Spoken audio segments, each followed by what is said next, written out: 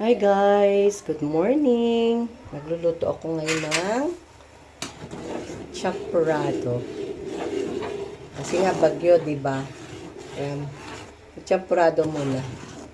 Ayan. Pinapakuloan ko lang to. Actually, malagkit to. Kasi mas masarap talaga lutuin ang champurrado kapag malagkit. Yan. Galing Bicol. Ang malagkit namin. At nyog. Mamaya, pipigain ko siya. And then, ayan, kakao. Homemade kakao. Gawa ng aming nanay sa Bicol. Yan. Masarap yan. Kasi talagang gawa lang yan. Yan. Ito naman, ani pa to. Ani pa nila tong malagkit. Kaya,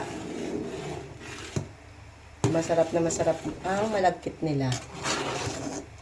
Kaya, thank you, Nay, sa malagkit at kakao from Bicol. Diba?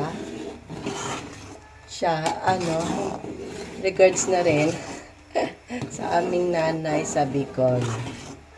Okay? Ingat kayo dyan. Mamaya, luluto na to. Ilalagay ko na lang. Pipigain.